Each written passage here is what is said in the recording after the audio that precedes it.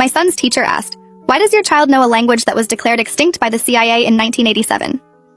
Mrs. Pemberton stood in the doorway of her classroom holding a tablet showing a video of my 7-year-old son speaking words I didn't recognize.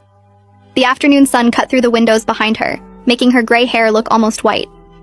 I'd come for a routine parent-teacher conference expecting to discuss Oliver's math grades, or his tendency to daydream during reading time.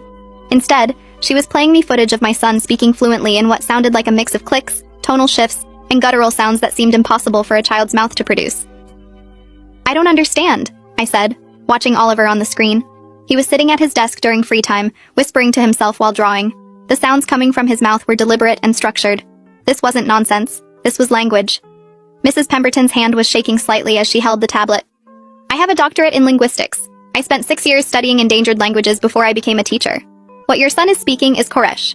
It's a language from a small ethnic group in the Caucasus region that was documented by Soviet linguists in the 1970s. By 1987, the CIA's Cultural Preservation Database declared it extinct. The last known speaker died in 1986. There are maybe 3 people in the world who could even recognize what I'm hearing, and I'm one of them." The hallway suddenly felt too narrow. Other parents were filing past us toward their own conferences, chatting about science fair projects and upcoming field trips. Normal concerns, normal lives. I looked at the video again. Oliver's lips moved with the precision of someone who'd spoken this language for years, not a child who'd never left suburban Maryland. "Maybe he heard it somewhere? A documentary or a video game?" Mrs. Pemberton shook her head. "Mrs. Reeves, there are no documentaries. There are no recordings available to the public. The only existing documentation of Koresh is locked in classified archives. The Soviet linguists who studied it were all killed during the conflicts in the 1990s. Their research was seized by intelligence agencies and buried. When I say extinct, I mean systematically erased.